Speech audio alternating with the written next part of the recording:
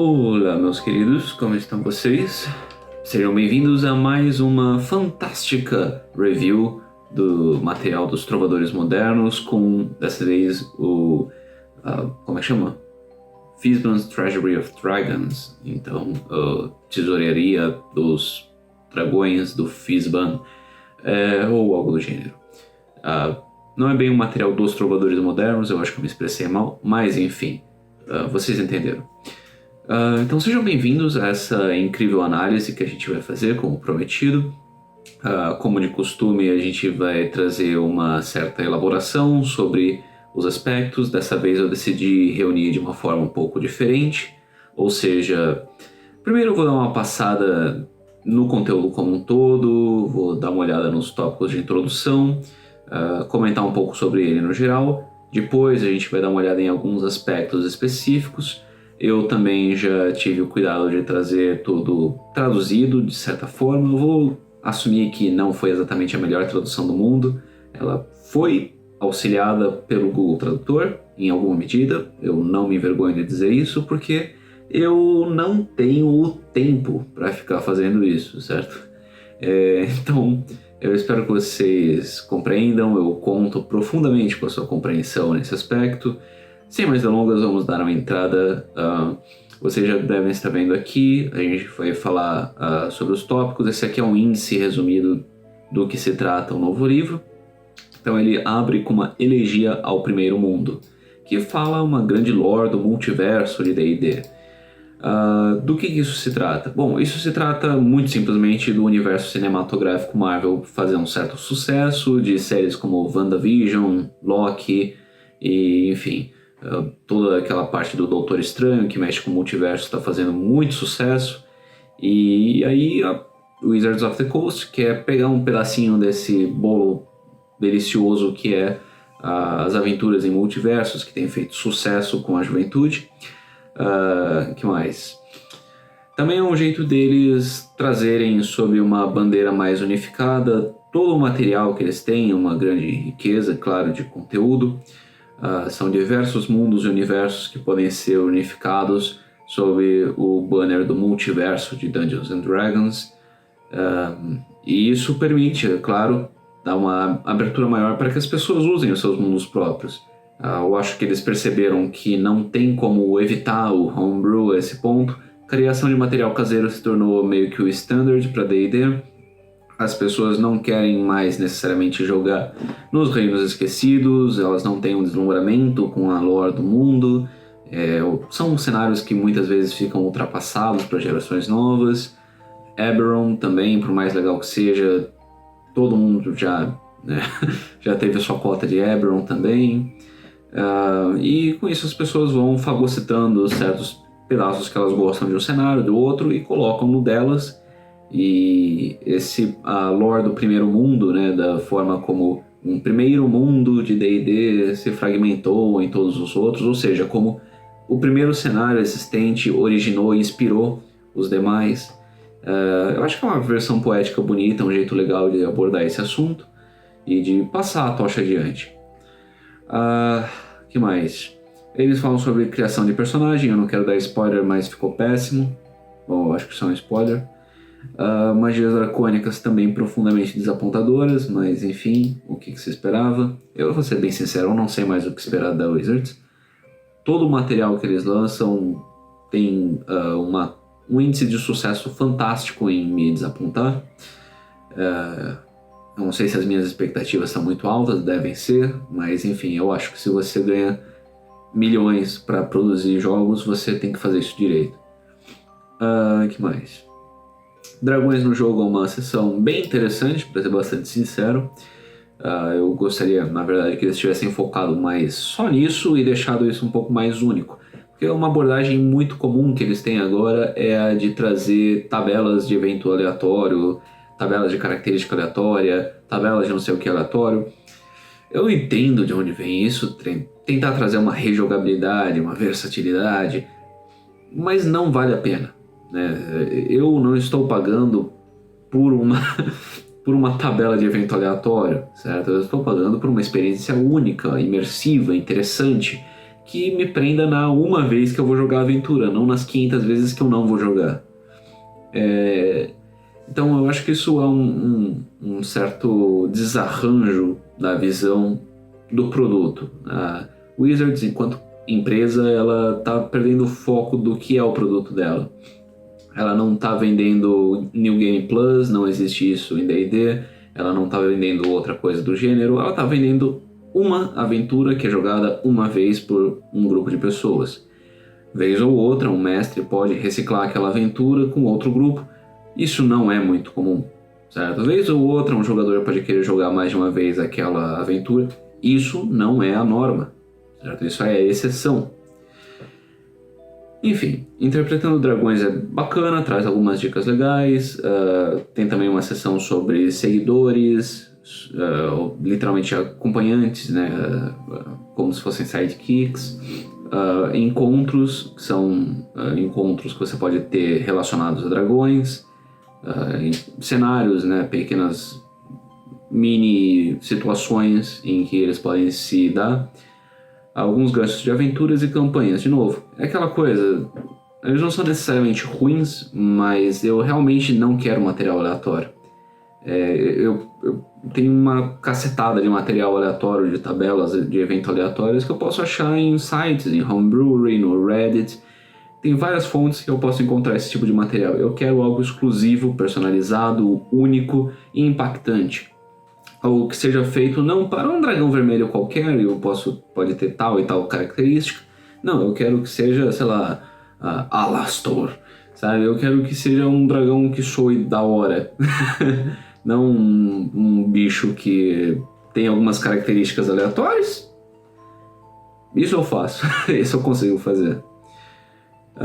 Eles também têm uma seção de covis e tesouros que fala sobre covis e tesouros. Enfim, eu vou falar mais a respeito disso mais pra frente. E aqui tem uma lista sobre os tipos de dragão principais dos quais eles tratam. Tem alguns outros menores, outras criaturas relacionadas. Esses são os principais. Então eles falam sobre dragões ametista, dragões negros, dragões azuis, dragões de latão, dragões de bronze, dragões de cobre. Vocês conseguem ler, né? Tem algumas novas adições como o dragão de cristal, os dragões profundos, aquela vibe mais Illithid, mais Beholders, né? Aquelas coisas mais bizarras, são aberrações. Dragões tartaruga, esmeralda, dragão fada, é o que a gente já conhece. Dourado, verde, pedra da lua, é novo. O safira é novo. Dragões sombra já existiam, dragões prateados, dragões topázio são novos e dragões brancos. Eu achei um pouco frustrante que eles colocaram só por ordem alfabética e não separaram pelo tipo de dragão. Me parece que seria algo intuitivo a se fazer. Essa parte aqui, inclusive, né, eles chamaram de Draconomicon, achei uma referência bonitinha ao livro da 3.5, da terceira edição em geral. Ela fala um pouco sobre personalidades, idades dos dragões, o que é bacana por um lado, mas para mim é um problema de certa forma o fato de que eles não trouxeram uma informação específica para cada tipo de dragão, que é o que você imagina que aconteceria. Eles só dizem os dragões em geral atingem a idade jovem em tal idade, o que não é para ser o caso, né? Eu entendo a ideia de simplificar a vida, mas ao mesmo tempo o mestre não quer a vida simplificada, ele quer detalhes, ele quer lore, ele quer coisas que ele possa usar no mundo dele, certo? Que mais? E aí tem o bestiário, por fim, que é o bestiário.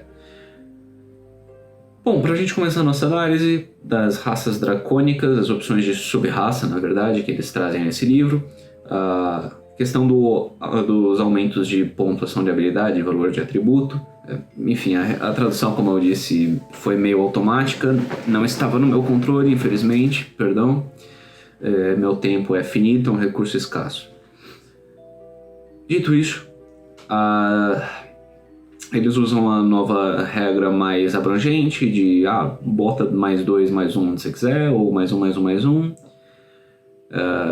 Fala sobre a ideia de usar a Quick Build da sua classe. Para a gente entrar nas sub-raças em si, né? Os draconatos cromáticos, eles são todos médios. Essas sub-raças de draconatos são todas média, tamanho médio. Eles têm uma velocidade de 30 pés, o que é 9 a 10 metros, dependendo da generosidade da sua mestra. Eu gosto de usar 10 porque, enfim, é mais fácil dividir por 3. Ancestralidade cromática, aliás, para quem tiver aí em base, quando você precisar calcular quantos metros é um pé, 3 pés são 1 metro, né?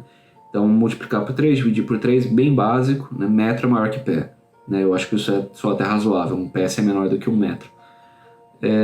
Enfim, ancestralidade cromática.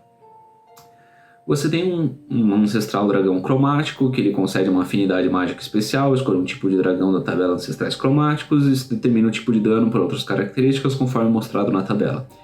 Todos eles têm uma forma disso aqui, eu vou dar uma passada rápida só na primeira vez e depois eu vou só bater o olho mesmo. Então, um dragão, tipo de dano, é o que a gente está acostumado: preto, ácido, azul, raio, verde, veneno, vermelho, fogo, branco, frio. É o clássico que a gente está acostumado. Um detalhe engraçado é que ele traduziu fire como incêndio em vez de fogo. Dá para entender por quê, mas ao mesmo tempo, por quê? Então ele tem uma arma de sopro, e a arma de sopro é patentemente melhor do que a arma de sopro originalmente disponível para os draconatos, graças a Deus. Foi uma das revisões mais bem vistas e necessárias que houve recentemente. Que mais? Ela também escalona com o seu nível de personagem, o que eu acho muito bacana. É uma coisa que eu sinto falta, as opções de raça trazerem habilidades que se desenvolvem mais no mid-late game. Geralmente elas só acontecem no começo do jogo, e isso é um pouco frustrante.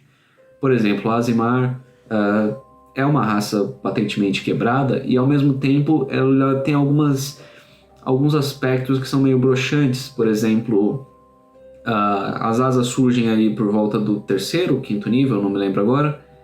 E, cara, para um semi-anjo, um descendente de anjos, ou enfim, um escolhido de uma divindade, desenvolver asas é algo grandioso que deveria marcar um ponto assim exorbitante na trajetória e na narrativa do personagem. Isso acontecer tão cedo na campanha, por volta do 5º nível, é algo que é realmente banalizador de um feito tão grandioso como deveria ser. E eu acho que, inclusive, que a banalização desse tipo de marco na trajetória dos personagens é um dos responsáveis, se não o principal responsável, pelo fato de que atualmente as campanhas simplesmente não chegam a níveis tão altos. Porque, cara, pra que ele vai continuar jogando até o nível 10 se você já conseguiu asa no nível 5? Sabe, o personagem já passou pela trajetória dele, ele já é um anjo, acabou. Então eu acho que esse tipo de coisa deveria ter sido melhor elaborada ao longo do jogo. Não é aquela crítica padrão de nossa, porque se o personagem tiver velocidade de voo, o mundo acaba. Não, foda-se. Isso sinceramente não faz diferença, né? Se você é mestre, você consegue balancear, eu espero, uma velocidade de voo. É um pé no saco às vezes? É um pé no saco às vezes, mas assim, não é nada demais, o mundo não acaba porque existe uma velocidade de voo. E, enfim, só queria que ela aparecesse um pouco mais tarde. É um grande marco. E essa progressão mais perpetuada do sopro dracônico, da arma de sopro do draconato, eu acho que é bacana por conta disso. Que mais? A resistência dracônica, como de costume, você tem resistência a um tipo de dano associado ao seu tipo dracônico, então vermelho, fogo, etc. Proteção cromática, começando no 5º nível, como uma ação, tipo no 5º nível você já tem um baita poder, né? Vamos dar uma segurada, né? Vamos de repente manter ele, né? Não sei. Eu acho que seria mais bacana se eles dessem uma segurada nessas habilidades, assim. Só, né? Não por nada. Começando no 5º nível, como uma ação, você pode canalizar sua energia dracônica para se proteger. Por 1 minuto, você se torna imune ao tipo associado ao seu ancestral cromático. Depois de usar essa característica, você não pode fazer isso de novo até terminar um descanso longo. Ou seja, basicamente você se torna imune àquele tipo por 1 minuto em vez de ser só resistente. É bacana, eu acho que é um power-up meio desnecessário. Eu preferiria que eles colocassem no nível um pouco mais longínquo e ao mesmo tempo que se tornasse uma imunidade geral, né? Então, cara, não é um grande problema o seu Draconato ser imune a fogo, sabe? Existem outros tipos de dano. Geralmente todas as criaturas que dão dano de fogo dão outro tipo de dano também. E você não precisa ficar preso nisso, né? E línguas você pode ler, falar comum e um outro tipo que você e seu mestre concordam. Enfim, de praxe. Pra gente dar uma olhada nos Draconatos Gema, que são um grande destaque, né, dessa adição. Velocidade de 30 pés, 9 e 10 metros, como de costume. Você tem um Ancestral Dragão Gema, mesma coisa. O que muda aqui, a ametista é associada ao tipo de dano de força, cristal, dano radiante, esmeralda, psíquico, safira, trovão e topázio é necrótico, por alguma razão. Eu não me lembro deles mencionarem muito em detalhe. Seria legal ter visto um dragão obsidiano, já que existe um dragão obsidiano que é importante, é bastante relevante em termos da lore dos dragões de gema, né, dragões minerais.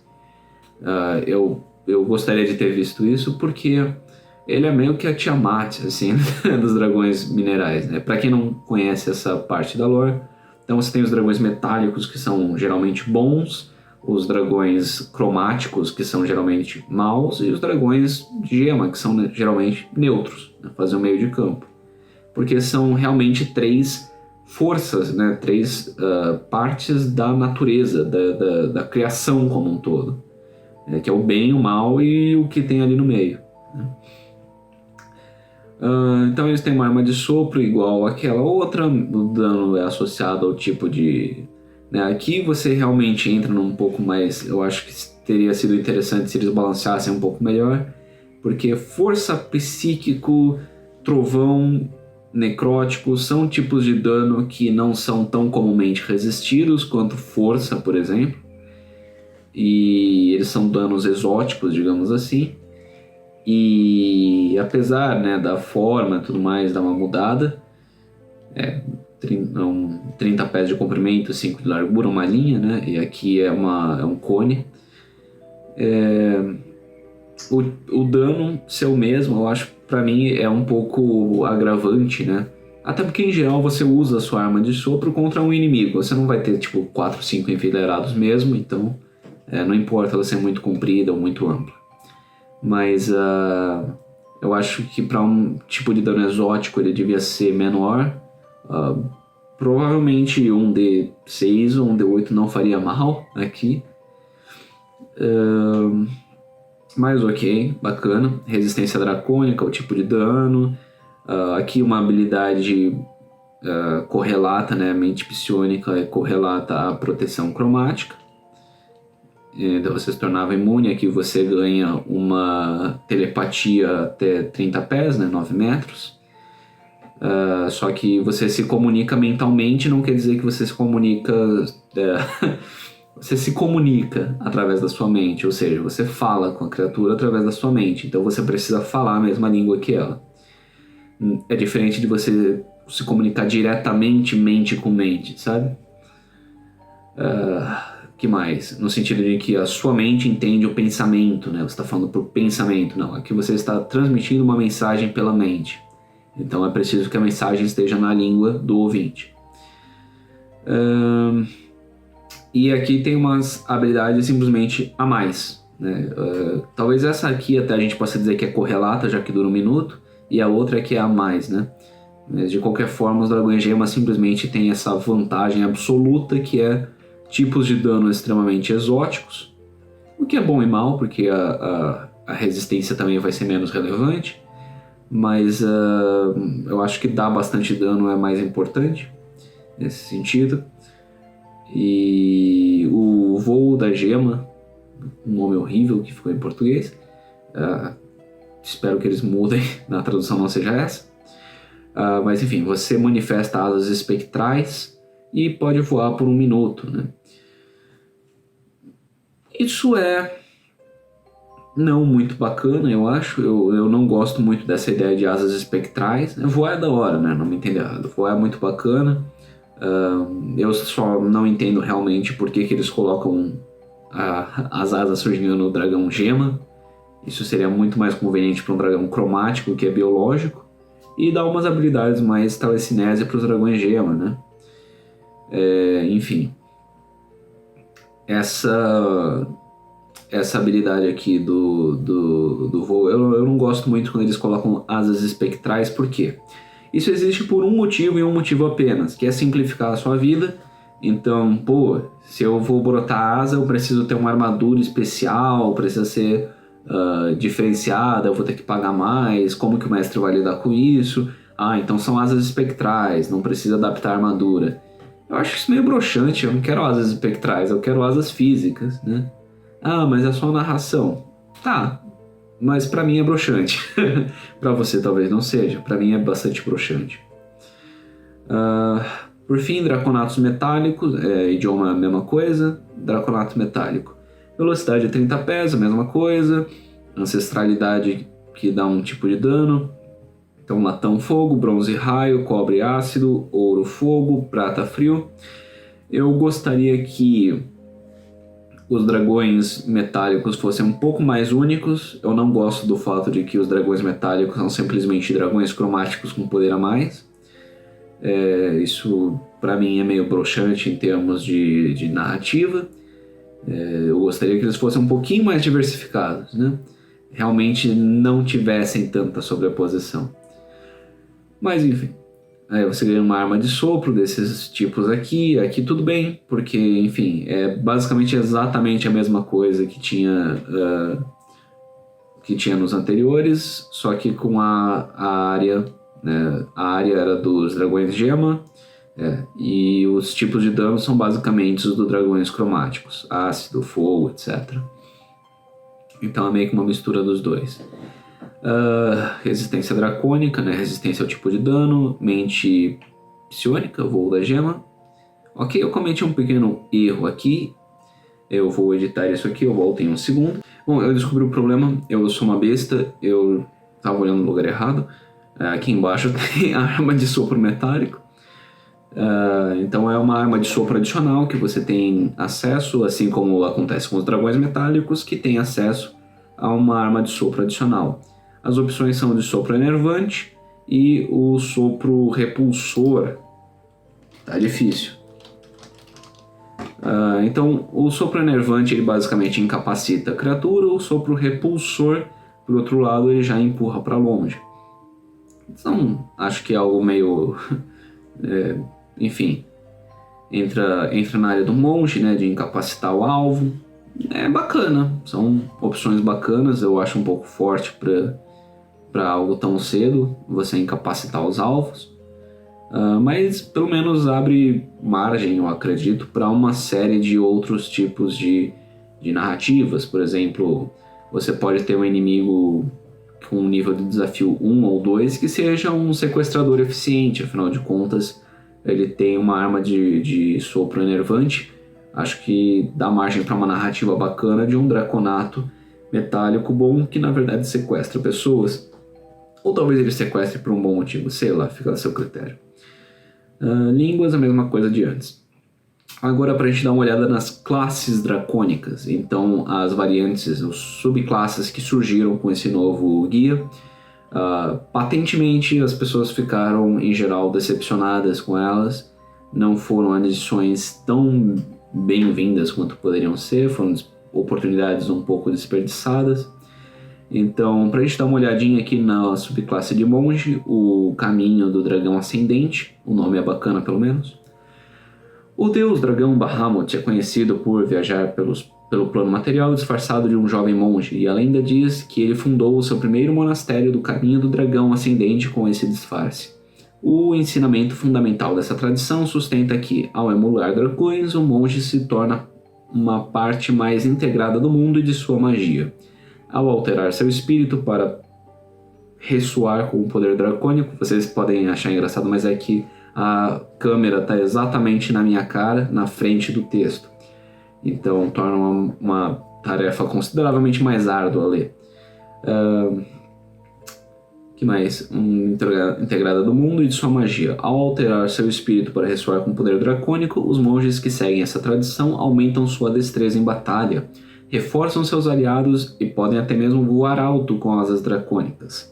Mas todo esse poder está a serviço de um objetivo maior: alcançar a humanidade espiritual com a essência do plano material. Como um seguidor do caminho do dragão ascendente, você decide como desbloquear o poder dos dragões dentro de você. A tabela da origem do dragão ascendente oferece várias possibilidades. Origem do dragão ascendente. Então, se fosse do EA, um jogo da EA, você teria que pagar uma microtransação por isso. Olha que bacana que não é. Você rola um D6 aqui para descobrir qual que é a sua origem dracônica, ou só escolhe mesmo. Então você aprimorou suas habilidades alinhando seu espírito com o poder de alteração do mundo de um dragão.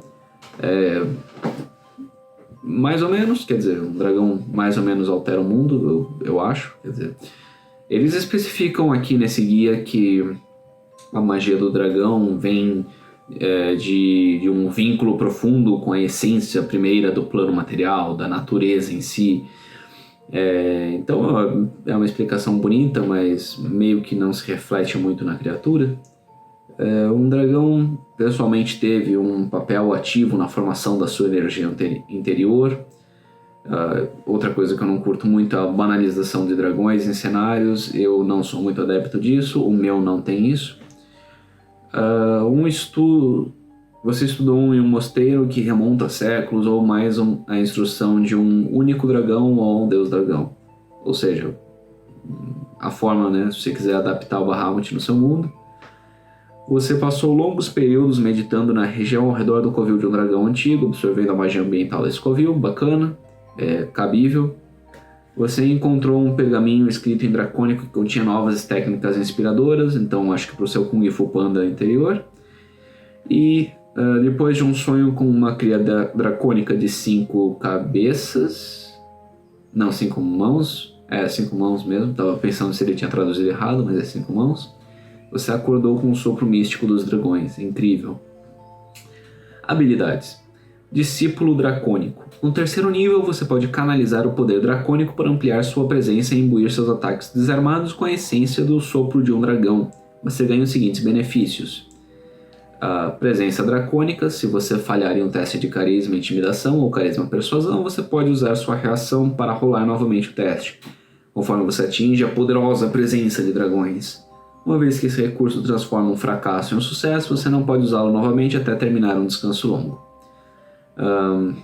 Bom, eu preferia que fosse atrelado ao tipo de dragão, né? Parece que não tem uma atrelação ao tipo de dragão que você emula, você simplesmente emula dragões em geral.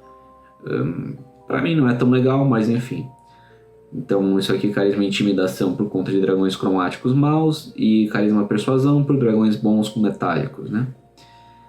Ataque dracônico. Ao causar dano a um alvo com um ataque desarmado, você pode alterar o tipo de dano para ácido, frio, fogo, raio ou veneno, que né, ataque dragões cromáticos, né? Enfim. Aparentemente, até esse ponto, as habilidades são majoritariamente, causa dano. E essa rerolagem de intimidação ou persuasão que é meio ok. Tem outras subclasses de monge que fazem um trabalho melhor nesse sentido. Você aprende a falar, ler e escrever dracônico ou uma outra língua à sua escolha. Incrível. Então, bacana.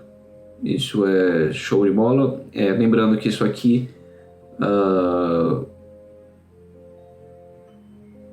Bom, acredito que você pode alterar o dano de todos os seus ataques. Então para um monge é conveniente, porque ele dá vários ataques. Também no terceiro nível. Tudo bem que, né, geralmente o monge ele é uma classe um pouco abaixo da curva. E as subclasses precisam dar aquela fortalecida, né? Mas... De novo, é aquela coisa, vamos dar uma segurada de repente? No terceiro nível, você pode canalizar ondas destrutivas de energia, como aquelas criadas pelos dragões que você emula. Ao realizar a ação de ataque no seu turno, você pode substituir um dos ataques por uma exalação de energia dracônica em um cone de 6 metros ou uma linha Então basicamente você escolhe qualquer uma das armas de sopro do Draconato e você faz. Draconatos cromáticos, aparentemente. Afinal de contas, parece que são os que são emulados aqui por essa habilidade. Eu não vejo por que eles estão deixando de lado os dragões de outros tipos nessa subclasse. Enfim. E que mais? Todas as criaturas têm que realizar um teste de resistência, uma salvaguarda. E o dano é igual 2 jogadas dos seus dados de artes marciais. Então, basicamente, são 2d4, que é menos do que um d10. Então, o seu ataque é essencialmente pior do que uma... Bom, é mais ou menos a mesma coisa, para ser bem sincero, do que o sopro do Draconato.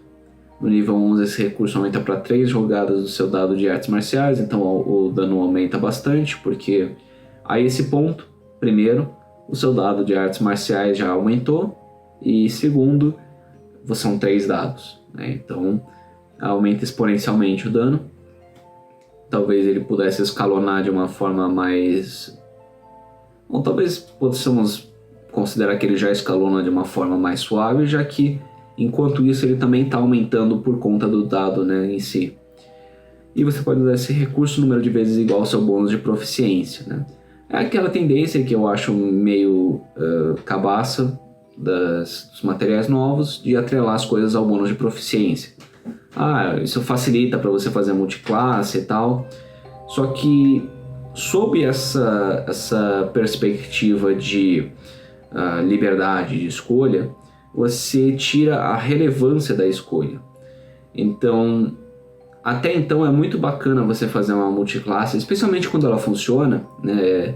Parte da diversão de um combeiro não é só fazer o combo, né? É você conseguir fazer o combo funcionar.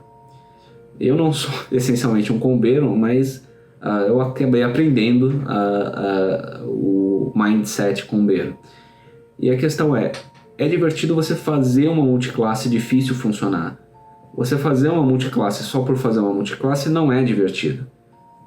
Por quê? Porque uma vez que você realiza o seu objetivo com a multiclasse, ele se esvai, certo? Então a graça está em você constantemente tentar otimizar e aprimorar esse seu combo. Essa é a diversão do combo. Muita gente não entende qual que é a diversão do combo porque, assim como eu, teve uma base mais narrativa, né? Mas a diversão do combo tá em... Ele funciona meio como um quebra-cabeças que você sempre vai tentando achar um jeito de encaixar uma peça, procurando novas formas de fazer aquela imagem, aquele quadro que você tem na sua mente acontecer. Enfim, quando você facilita demais esse tipo de coisa, você tira a diversão.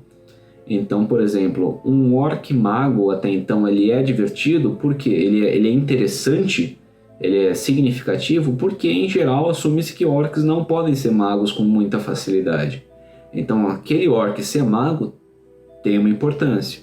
A partir do momento que você tirou os critérios que tornam difícil o orc virar um mago, ele é só mais um orc mago. Então, enfim, ao mesmo tempo em que você facilitou aquilo de acontecer, você tirou a relevância daquele evento. E isso é uma coisa que tem acontecido bastante, né? Mas, enfim.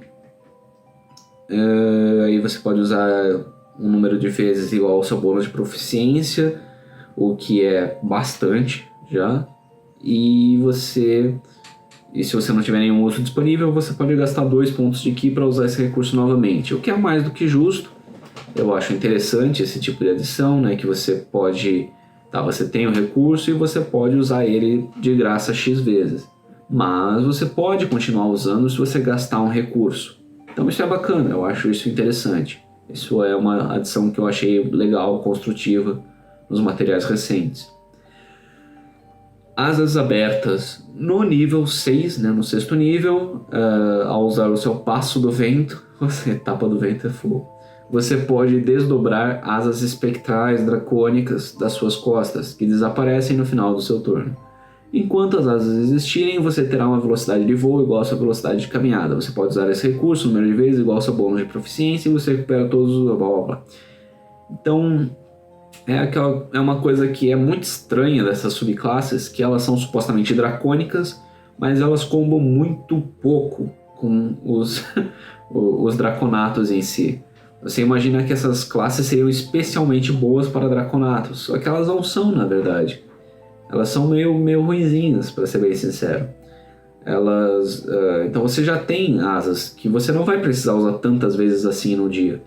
Então não tem por que ficar tendo 1 milhão de usos de asa. Isso até banaliza as subclasses que têm asa. É o tipo de coisa que, por exemplo, nas sub-raças que têm asa. Nas sub-raças eu gostaria que houvesse essa opção, você poder escolher o que você quer. Você quer ter asas, independente de ser metálico, cromático ou gemático, mineral. Vamos usar mineral porque para mim é só o melhor. Você quer ter qualquer outro poder lá. Você quer ter uma arma de sopro a mais, bacana, não vejo por que não. Ou você quer ter o outro poderzinho ali. Para mim, bacana, sabe? Deixa a pessoa escolher independente do draconato dela. Até porque, eu gostava de algo na lore anterior, que era o seu tipo de draconato não tinha nada a ver com a sua ascendência dracônica, portanto não tinha nada a ver a sua cor com o seu tipo de dano. Então eu não vejo por que ficar prendendo um tipo de bônus a um tipo de draconato. Eu acho que esse é o tipo de concessão e de liberdade criativa que você pode dar sem nenhum problema. Aspecto da Worm, no nível 11. Aos jogadores de Lobisomem Apocalipse, nada tema, isso aqui é outra Worm. Ou talvez seja a mesma, quem sabe. No 11º nível, o poder do seu espírito dracônico agora irradia de você, protegendo seus aliados ou inspirando medo em seus inimigos. Com uma ação bônus, você pode criar uma aura de poder dracônico que se irradia a 3 metros de você por 1 minuto. Pela duração, você ganha um dos seguintes efeitos da sua escolha. Presença assustadora, ou seja, quando você usa a presença assustadora do dragão, que todos eles têm, e eu acho que é uma forma interessante de simular, porque o dragão ele usa a presença assustadora e ele dá os seus ataques. Então você usar isso como uma ação bônus meio que simula bem isso, eu achei que fica da hora. Ou então você escolhe, né, um tipo de resistência e todo mundo que você quiser na sua aura tem essa resistência. Uma curiosidade, né? Se você é um draconato e tem resistência a fogo, por exemplo, você pode simplesmente dar resistência a frio para todo mundo, sem problema nenhum. Mas, de novo, é um tipo de benefício que não comba muito bem com uma sub-raça dracônica. Vamos supor, se você tem resistência a fogo e você quer conceder resistência a frio, por um lado você pensa, uau, você vai ter 2 resistências. Só que elas não vão ser simultaneamente relevantes. Se você está enfrentando um inimigo de tipo frio, você dificilmente vai estar enfrentando ao mesmo tempo um inimigo de tipo fogo, certo?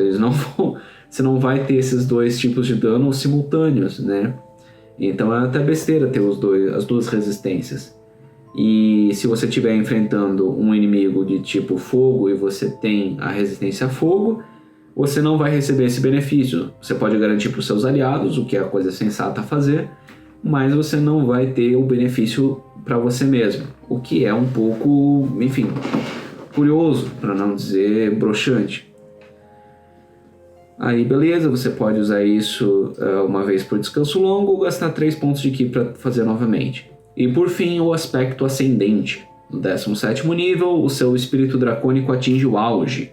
Você ganha os seguintes benefícios. Aumentar o sopro, então a sua arma de sopro ela é beneficiada por isso. Quando você usa seu sopro de dragão, você pode gastar 1 ponto de ki para aumentar a sua forma e poder. A exalação da energia dracônica torna-se um cone de blá blá blá blá blá blá. Você muda a forma dela e cada criatura na área recebe 4 jogadas do seu dado de artes marciais e uma falha de salvaguarda, ou metade em uma bem-sucedida. Funcionamento típico. Dá para receber Dá para usar esse benefício com a arma de sopro normal? Não, porque veja, é sopro de dragão, tá escrito respiração, mas enfim, é o que eu pude fazer, perdão. Sopro de dragão. O sopro de dragão do monge não é a arma de sopro do draconato, certo? São nomes diferentes porque são habilidades diferentes. Você não pode usar o bônus de uma na outra, ok? Visão às cegas. Você ganha visão às cegas até 3 metros dentro dessa faixa. Você pode ver com eficácia, blá blá blá blá blá. Isso é por quê? Porque os dragões têm visão verdadeira, que pode ver absolutamente tudo, né? Visão às cegas é uma versão um pouco mais limitada. Esse é o tipo de bônus que eu não me incomodaria que tivesse no nível 3. Porque é o tipo de coisa que você quer. Vamos supor, você faz um monge do dragão que usa uma venda, que é cego. Tem um fetiche louco na comunidade de RPG por um monge cego. Fazer monge cego. Todo mundo quer fazer um guerreiro cego, um monge cego. Cara, essa seria a oportunidade. Ele vai ter uma baita desvantagem por 2 níveis. Se ele sobreviver no terceiro, ele consegue enxergar. Olha que maravilha. E enxerga até melhor do que os outros. No alcance, é claro. Então isso é bacana, mas seria mais bacana no nível 3. No nível 17, na verdade. Nível 17 era pra ser. Já não é tão bacana assim. Ah, não. Eu editei o lugar errado, né? Seria legal no nível 3. Nível 17 já não é tão bacana assim. Que mais? Fúria explosiva. Quando você ativa o seu aspecto da Worm, a fúria dracônica explode de você. Escolha qualquer número de criaturas que você possa ver em sua aura. Cada uma dessas criaturas deve ter sucesso, blá blá blá blá blá, ou receber 3d10 de dano. Eu não entendo por que eles não colocaram dados de artes marciais.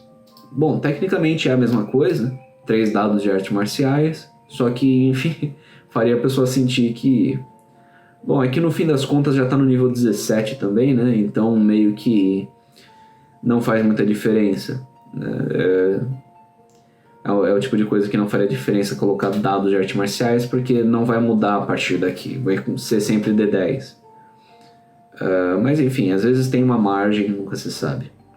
De repente a pessoa tem um equipamento que aumenta o dado de artes marciais dela, seria bacana ver essa sinergia. Que mais? E de novo, né? Eu gostaria que você pudesse... Que fosse fixo, né? Que você escolhesse um estilo de dragão. Nem que fosse a cada descanso longo. Tipo, naquele dia você vai fazer a posição do dragão. Ou, sei lá, você escolhe antes do... Quando você rola a iniciativa, seria da hora. Eu sinto falta desse estilo de combate baseado em posições, em técnicas de fato. Que você escolhe quando você começa a luta. Aquela típica cena de filme em que o monge ele começa a luta e faz a pose do gafanhoto, a pose do não sei o que, louva-a-Deus, do dragão. Eu sinto falta disso, eu sinto falta de você ter essa opção no começo do combate, de um estilo de combate que você vai adotar naquela luta em particular. Eu acho que teria sido uma mecânica bacana, muito legal, mas que, enfim, não foi entregue na 5e. Quem sabe, né, no multiverso do Mordenkainen, que vai sair em breve, não tenha uma revisão desse gênero para o monge. Agora a subclasse de Ranger. Por que Ranger? Porque tanto o Ranger quanto o Drake Warden não tem uma boa tradução. Ranger foi traduzido oficialmente, mas não ficou muito legal. Drake Warden fica horrível, né? Tipo, guardinha dos dragão, né? Draco guarda, talvez. A sua conexão com o mundo natural assume a forma de um espírito dracônico, que pode se manifestar na forma física como um dragão imprevisível. Conforme seus poderes aumentam, seu dragão também cresce. Como treinar o seu dragão? Pouca inspiração, né? Mas é bacana porque, enfim, não tinha muito como como treinar o seu dragão até então. Então eu acho legal que tenha surgido essa opção, independente de qualquer coisa. Passando de um pequeno companheiro de 4 patas a uma majestosa criatura alada, grande e forte o suficiente para você cavalgar. Ao longo do caminho você ganha uma parcela cada vez maior de poder inspirador dos dragões. Considere a fonte do espírito dracônico com o qual você se vinculou. E eles são cheios de botar essas tabelas de origem em tudo que é material novo. Eu acho que ajuda o pessoal novato a pensar em alguma coisa, né? A desenvolver o personagem. Você estudou a escama ou a garra de um dragão, ou uma bugiganga do tesouro de um dragão, criando seu vínculo por meio de uma magia dracônica remanescente daquele símbolo. Claramente eles estão fazendo uma alusão aos itens mágicos de tesouro dracônico, que vão surgir mais pra frente, né? A gente já explica. Uma ordem secreta de Rangers que colecionam e guardam conhecimento dracônico e ensinou a você os seus caminhos. Um dragão deu a você um geodo ou pedra preciosa para cuidar. Para sua surpresa, o Drake eclodiu daquela pedra. Você ingeriu algumas gotas de sangue de dragão, infundindo para sempre a magia da sua natureza com poder dracônico. Eu adoraria saber como isso aconteceu com o personagem nível 1, nível 3. Né? Uma antiga inscrição dracônica em uma pedra ereta dá poderes a você quando a lê em voz alta. Ou seja, isso aqui claramente é para simular o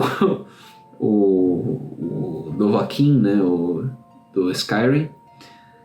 Você teve um sonho vivido de uma figura misteriosa acompanhada por 7 canários amarelos que o avisou da desgraça iminente. Quando você acordou, seu dragão estava lá observando você. Então aqui é a aparição de Bahamut. Creio que dá para você simular bem Eragon com essa fantasia, essa ficção aqui também. Presente dracônico. No 3º nível, o vínculo que você compartilha com o seu dragão cria uma conexão com a raça dos dragões, garantindo a compreensão e fortalecendo sua presença. Você ganha os seguintes benefícios. Taumaturgia. Você aprende o truque de Taumaturgia, que é um feitiço de Ranger para você. Então, isso é bacana, né?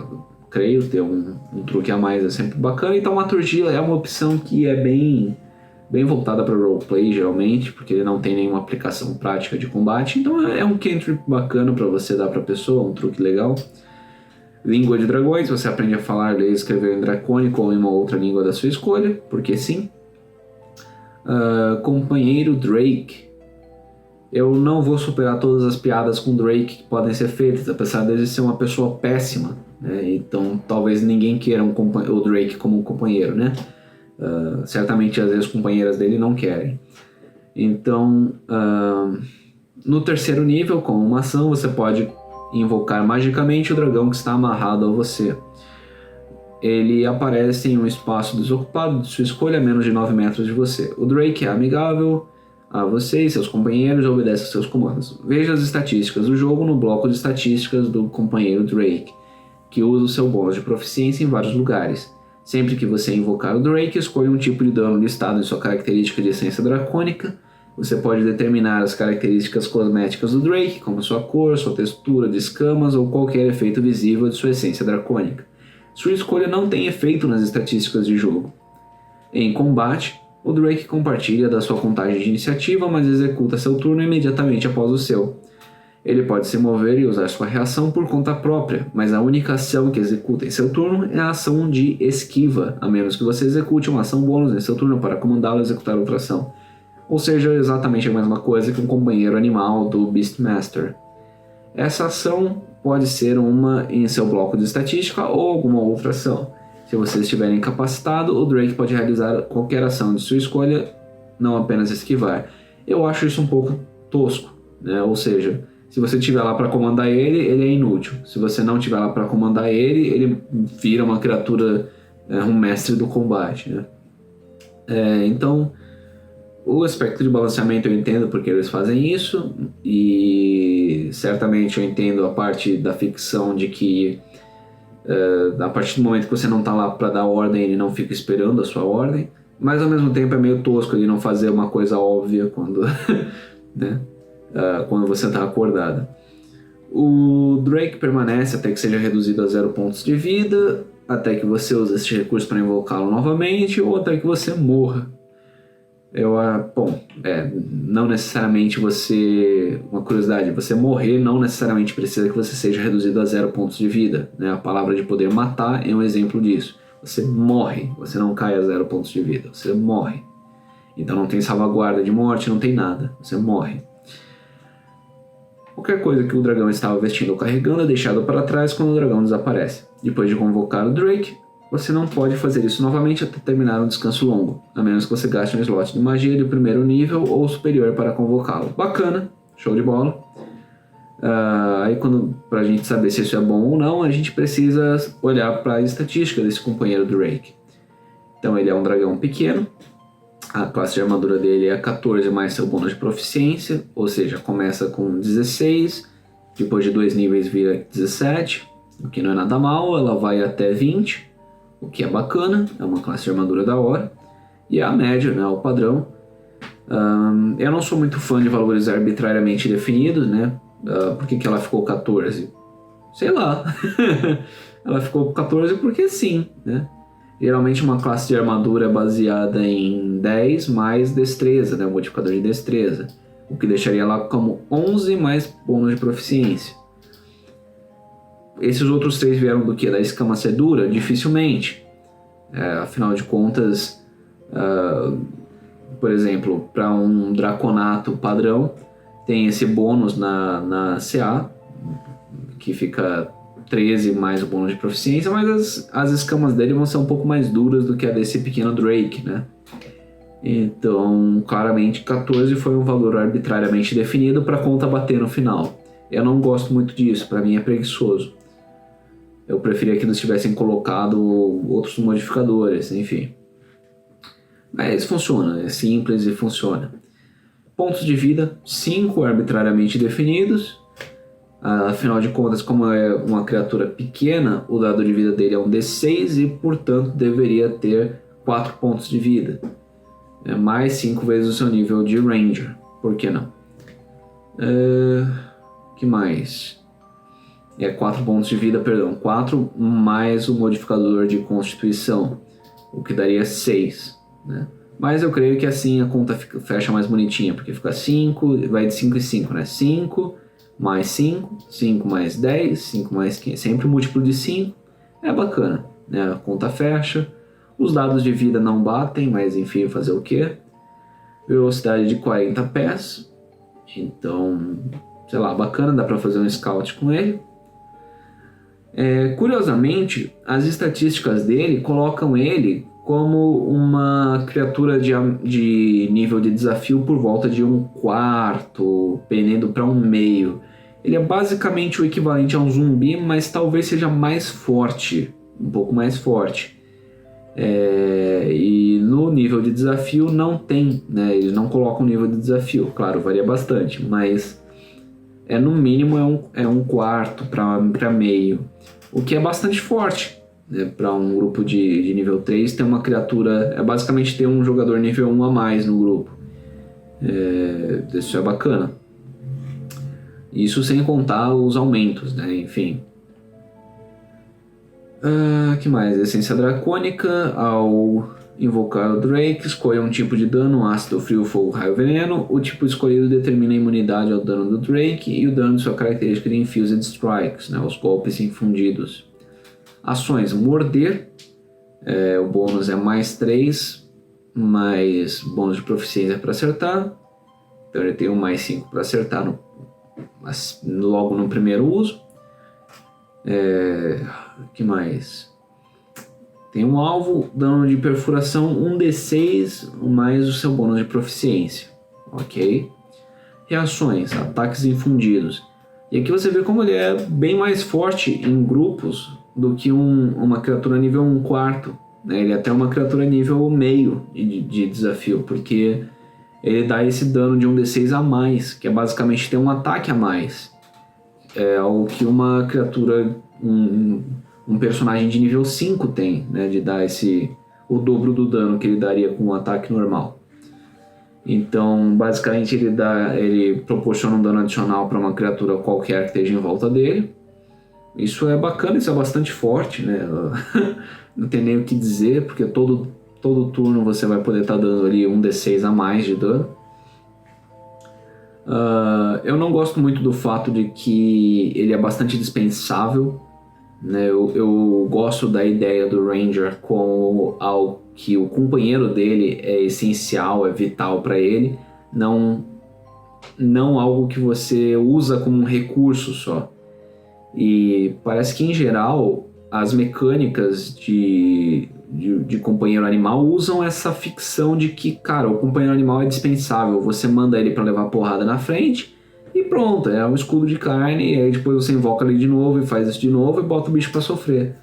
Eu não gosto dessa ideia. Eu gosto de mecânicas que reforcem a jogabilidade de carinho, de preocupação pelo seu companheiro, né? Não deveria ser uma coisa assim tão substituível, eu acho. Aí no nível 7, o Drake Warden recebe um laço de presas e escamas. O vínculo que você compartilha com o seu dragão se intensifica, protegendo você e alimentando a fúria do seu dragão.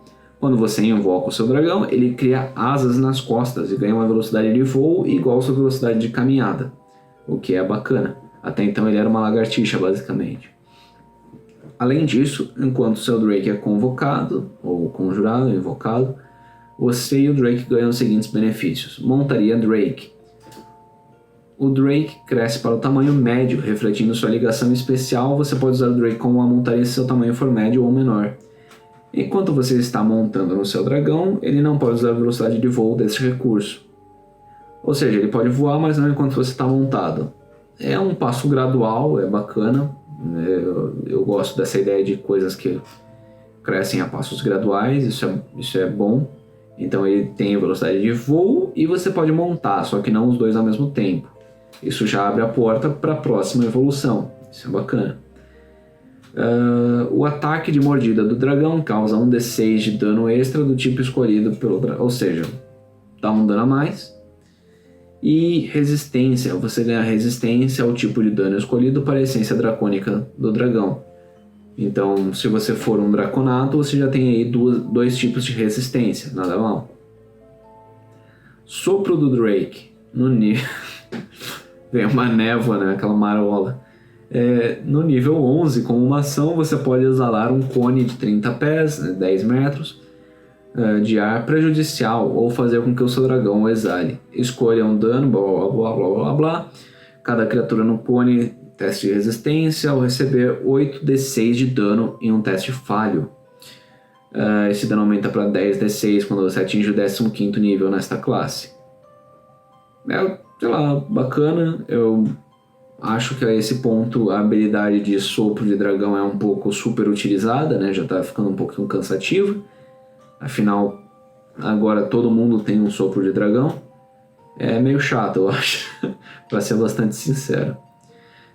Depois de usar esse recurso, você pode fazer isso de novo até terminar um descanso longo, a menos que gaste um espaço de magia de 3º nível ou superior.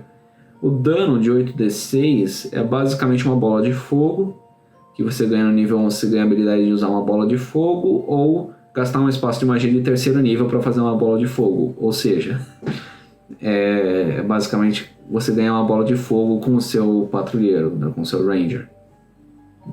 Enfim. Vínculo aperfeiçoado.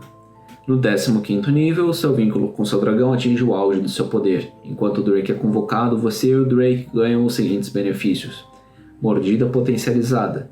O ataque de mordida do dragão causa um d6 de dano extra do tipo escolhido para sua essência dracônica, para um total de 2d6 de dano extra, caso você seja ruim de matemática. Né? Bem-vindo à área de humanas. Grande Drake. O Drake cresce para o tamanho grande. Quando você monta seu dragão, não é mais proibido de usar a velocidade de voo, de laço, de presas e escama. Então bacana, né? Finalmente você pode voar com ele é grande. Realmente é como treinar o seu dragão. E algo que eu não gosto muito que é a resistência reflexiva.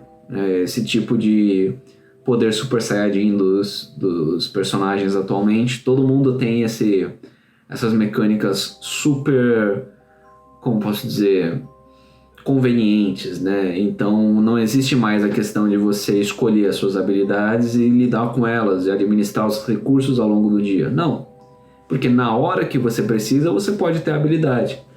Então, por um lado, é menos frustrante, claro, tudo bem, entendo esse aspecto, mas o D&D, o RPG, também se trata de você fazer escolhas, para que essas escolhas tenham impacto, tenham relevância, sejam significativas. Se você pode usar qualquer habilidade a qualquer momento, a sua escolha de habilidade importa pouco. Perfeito, você pode usar isso um número de vezes igual ao seu bônus de proficiência. Que eu acho meio esdrúxulo, né? Para que colocar um negócio baseado no bônus de proficiência quando você já está no nível 15? É um balanceamento meio troncho. Mas ok. Passado esse ponto, vamos dar uma olhadinha ali nos heróis dracônicos, né? Então aqui a gente entra na parte em que eles quiseram colocar... eles dizem basicamente, a gente não estava com um saco de ficar fazendo uma subclasse para cada classe, então aqui estão algumas formas que você pode relacionar seu personagem com os dragões. Aí eu não sei porque que eles colocam uma tabela aleatória, já que tem uma sugestão de classe na frente, né? Mas tudo bem, né? Vai que você é um clérigo e você rola tipo 2, e você faz o que com isso, né? Enfim... Eu reverencio e extraio meu poder de um dos deuses dragão, provavelmente Bahamut ou Tiamat, mas possivelmente Sardior, ou um dragão poderoso com visão de dragão elevada, como Asterinian, Ashardalon ou Chronepsis. Ashardalon, o famoso Ashardalon. Então isso é bacana, né? Esses tipos de relação, vou deixar aqui passando na tela para vocês lerem se vocês quiserem, eu não vou ficar lendo em detalhes, mas eu coloquei aqui porque eu achei que era interessante colocar, um recurso bacana. Talentos dracônicos. Afinal de contas também a gente já está em 1 hora de vídeo, são 6 horas da manhã e eu não dormi ainda, então vamos dar uma acelerada aqui, né? Talentos dracônicos. Um talento, a feat, né? Um talento, representa o personagem alcançando o domínio em uma de suas capacidades ou descobrindo a capacidade de fazer algo novo. Quando esse domínio surge de uma fonte dracônica, seja o dom de um dragão ou a manifestação de alguma forma de herança dracônica, a bênção de um deus dracônico ou a consequência de matar um dragão, pode ter efeitos sobrenaturais. Então isso é bacana porque abre espaço para uma narrativa meio, como se chama, Siegfried, né, que mata um dragão, se banha no sangue dele e recebe a imortalidade a partir disso. Isso eu acho da hora, eu acho bacana. Aqui estão alguns talentos, embora não tenha nenhum talento que seja sequer semelhante a isso, nem nenhum dom dracônico mais pra frente. Presentes do dragão cromático. Você manifestou parte do poder dos dragões cromáticos, concedendo-lhes os seguintes benefícios. Infusão cromática. Como uma ação bônus, você pode tocar uma arma simples ou marcial e infundi-la com os seguintes tipos de dano: ácido, frio, fogo, raio, veneno. No minuto seguinte, a arma causa um dano extra de um D4 do tipo escolhido quando acerta. Depois de usar essa ação bônus, você não pode fazer isso novamente até terminar um descanso longo. Então, sei lá, por um combate você consegue deixar a sua arma mágica com um encantamentozinho fraco. O que é ok, é bacana, né? Nada demais. Eu acho que é um nível, um talento razoável para começo de jogo. Pro fim de jogo é meio broxante. Podia ter algum tipo de escalonamento de dano, né? Quando você sofre dano de ácido, frio, fogo, raio ou veneno, você pode usar sua reação para oferecer uma resistência instantânea a esse tipo de dano. De novo, cara, escolhe um tipo, sabe? Talvez fosse mais legal quando você recebe o talento, você escolhe o tipo e a partir de então você usa só desse tipo. Usar de todos os tipos, pra mim é meio broxante, tipo... Enfim. Você pode usar a sua reação número de vezes igual ao seu bônus de proficiência e recupera todos os usos despendidos quando termina um descanso longo. Presente do dragão gema. Você manifestou parte do poder dos dragões gema, concedendo-lhes os seguintes benefícios. Aumento da pontuação de habilidade, aumento de inteligência, sabedoria ou carisma em 1 até um máximo de 20. Então isso segue o padrão de outros talentos, eu acho um pouco falta de criatividade, para ser bem sincero, mas de certa forma, sei lá, balanceia um pouco com o de baixo. Não sei se o de baixo também é um dom tão incrível assim. Mas represália telecinética. Quando você recebe o dano de uma criatura que está a 3 metros de você, você pode usar sua reação para emanar a energia telecinética. A criatura que causou dano a você deve realizar uma salvaguarda de força, blá blá blá blá blá blá blá. Em uma falha de resistência, a criatura sofre 2d8 de dano de força e empurrada até 3 metros de distância de você. O teste de resistência bem sucedido não sofre dano e não é empurrado. E você pode usar essa reação um número de vezes igual ao seu bônus de proficiência. Então você ganha basicamente o Hellish Rebuke, né, a represália infernal repreensão infernal do Tiefling, só que para dragões, né? De novo, eu não sei, eu acho que isso encaixa com qualquer tipo de dragão. Eu não entendo porque tem que ser só telecinético, só tipo de força. Não entendo porque que eles simplesmente não colocaram você ganha Hellish Rebuke, mas com a repreensão infernal, só que o tipo de dano é força. Enfim. Presente do dragão metálico. A mesma coisa com dragões metálicos. E a primeira habilidade pode soar um pouco estranha, que é a cura dracônica. Você aprende a curar feridas, a magia, né? E você pode lançar essa magia sem gastar espaço de magia. Depois de lançar essa magia dessa maneira, você não pode fazer isso novamente até terminar um descanso longo. Você também pode lançar essa magia usando espaços de magia que possui. A habilidade de conjuração de magia, inteligência, sabedoria ou carisma quando você a conjura com este talento. Escolha quando você ganha o talento, pelo menos, né? Pelo menos isso. Para vocês pode estar sendo estranho. O que tem a ver um dragão metálico com cura? Né? Mas isso é por causa de Bahamut. E a gente vai ver mais pra frente que o stat block do aspecto de Bahamut tem uma habilidade de cura. Eu não sei se isso é relevante para todos os tipos de dragão metálico. Eu não sei se deveria estar formulado dessa forma, mas enfim, é como eles fizeram. Asas de proteção. Você manifesta um par de asas protetoras que podem proteger você ou outras pessoas. Quando você ou outra criatura que você pode ver a 1,5 m de você é atingida por uma jogada de ataque, você pode usar sua reação para manifestar asas espectrais, de novo, nas suas costas por um momento. Você concede um bônus AC do alvo igual ao seu bônus de proficiência contra aquela jogada de ataque, potencialmente causando erro. Você pode usar essa reação um número de vezes igual ao seu bônus de proficiência e você recupera todos os usos despendidos quando termina um descanso longo. Você pode usar isso quando a criatura é atingida. Então, não é bem potencialmente causando erro, né? Você só vai usar se for para causar o erro. Não tem muito essa de será que errou? Então, você provavelmente já vai saber, porque o seu mestre vai perguntar, tipo, 18 acerta? Então você sabe quanto precisa e se vale a pena usar, né? Mas ok. Isso também vai do estilo de mestragem, não vou pesar muito a mão. Magias dracônicas. Essa, sem dúvida, foi a parte que eu fiquei mais descontente a respeito, porque eu realmente queria que as magias dracônicas fossem trazidas como sua própria mecânica, algo completamente novo dentro do universo, e não foi bem o que aconteceu, né? Eles só fizeram os dragões inventarem novas magias, né? E isso é um pouco broxante também pelo fato de que, essencialmente, eles passam tanto tempo falando de como a magia dracônica não funciona do mesmo jeito que uma magia arcana comum. Eles gastam muito tempo do livro falando isso, e quando chega na magia dracônica ela é igual a uma magia comum. E isso não é muito satisfatório. Enfim, as opções que eles trazem aqui: Travessura de Natair. É uma magia de ilusão de segundo nível, tempo de conjuração de uma ação, alcance 20 metros, componente somático material, um pedaço de crosta de uma torta de maçã. Ou seja, alguém quer fazer como é que chama aquele truque? Eu esqueci o nome. Riso histérico de taxa? É esse? Eu sempre confundo ele. É isso da piada? Eu acho que é, enfim.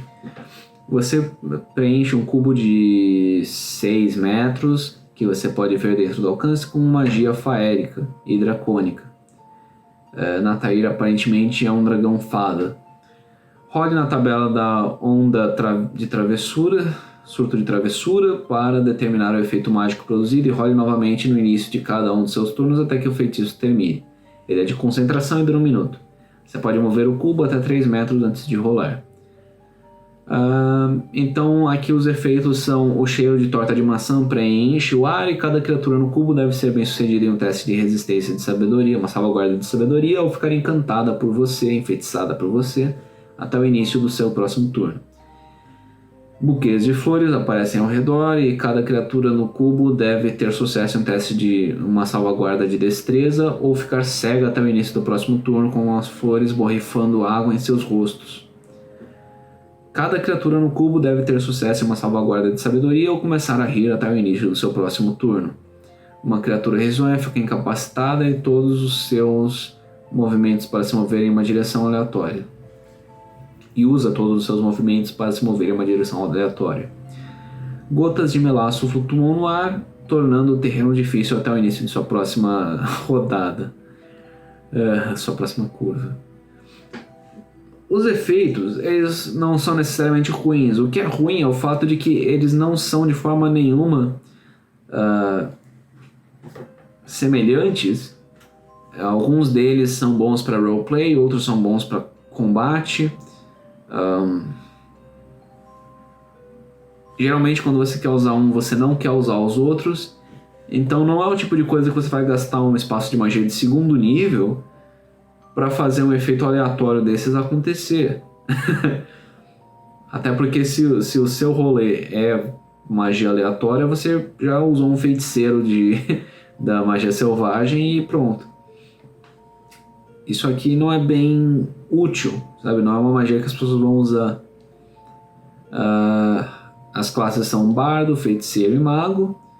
E algumas subclasses excepcionais que usam elas são o trapaceiro arcano do ladino e o cavaleiro arcano do...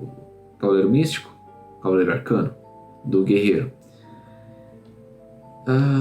Combina, né? Primeiro que um mago tem todo tipo de magia, basicamente. O bardo combina com essa coisa de piada, né? Basicamente uma releitura do riso histérico de Tasha. E feiticeiro, por que não, né? Combina com a magia selvagem, eu acho. Os outros, um trapaceiro arcano faz sentido. Eu não sei se faz muito sentido com um cavaleiro arcano, mas ao mesmo tempo ele já é tão cagado, coitado, que dá magia pra ele, sabe? O que pode acontecer? Gelo restritor de Rime. Rime, pra quem não sabe, além de ser a palavra em inglês pra geada, é o nome de um dragão branco de gelo que aparece em... Rime é o dragão que existe na região Rime of the Frost Maiden, né? A região das 10 cidades. Existe o dragão Rime. Spoilers, sei lá. O dragão existe por lá, não sei se é bem um spoiler, tem dragão em tudo que é canto. Enfim, é uma magia de evocação de 2º nível. O tempo de conjuração é uma ação, o alcance a si próprio, um cone de 30 pés. Basicamente é um sopro gelado que restringe as pessoas. A salvaguarda de constituição, eu acho que devia ser de força. Afinal de contas, ele está congelando o seu pé. Além de 3d8 de dano de frio, a criatura é impedida pelo gelo, sua velocidade é reduzida a 0. E em níveis superiores, aumenta o dano de frio em 1d8. Show? Aqui as classes são feiticeiro e mago, porque sim. E as subclasses são as mesmas. Passo de Achardalon. Transmutação, 3º nível. Uma ação bônus, alcance a si próprio. Componente verbal e somático. Aqui tinha alguma coisa? Um frasco de água de degelo, específico. Componente verbal e somático, concentração até 1 minuto, as chamas ondulantes de um dragão explodem sob seus pés, concedendo-lhe velocidade explosiva. Enquanto isso, sua velocidade aumenta em 6 metros e o movimento não provoca ataques de oportunidade. Então, basicamente, para você que quer ser o Homem de Ferro, né, você liga um jato propulsor no seu pé. Quando você se move a 1,5 metro de uma criatura ou objeto que não está sendo usado ou carregado, sofre um D6 de dano de fogo com seu astro de calor, a criatura no caso. Uma criatura ou objeto pode receber este dano apenas uma vez durante o turno. Por quê? Para impedir você de ficar igual um cabaço rodando em volta dela e causando 800 D6 de dano. Que mais? Mas ainda assim, você pode encontrar uma fileira de inimigos e sair queimando, botando fogo em todo mundo, né? No seu modo Super Saiyajin. Tem upcast, né? Tem níveis superiores, aumenta um D6 para cada dano. E você também consegue andar 1,5 metro a mais, que não é nada mal. As classes são Artífice, obviamente, né? Botas propulsoras. Ranger. Esse é o Ranger que bota fogo no mato, bacana. Feiticeiro e Mago, claro, por que não? Trapaceiro Arcano. Alma Mecânica? Por que a alma mecânica do feiticeiro recebe essa magia? É um arquétipo que é baseado em ordem, enfim. Eu não vejo por que ele precisaria disso. Mas, quem sou eu? E Cavaleiro Arcano. Lança Psíquica de Halofen. Encantamento de 4º nível. Uma ação, alcance de 40 metros, componente verbal só. Duração instantânea. Você libera uma lança cintilante de poder psíquico da sua testa e uma criatura que você pode ver dentro do alcance. Alternativamente, você pode pronunciar o nome de uma criatura. Se o alvo nomeado estiver dentro do alcance, ele se tornará o alvo da magia, mesmo se você não puder vê-lo. Se o alvo nomeado não estiver dentro do alcance, a lança se dissipa sem efeito. Então, isso é uma tentativa meio pífia de colocar nomes verdadeiros como parte do sistema de magia. É ridículo. Enfim, o alvo deve fazer um teste de resistência de inteligência, uma falha de resistência, sofre 7d6 de dano psíquico e fica incapacitado até o fim do seu próximo turno. É meio ridículo também que você coloque como nome, afinal de contas é uma coisa que essa magia estava em playtest, se eu não me engano, um tempo atrás. É um dano ridículo, super raro, né, que é psíquico. E tudo bem, você usa um spell slot de 4º nível, mas se você souber o nível da magia,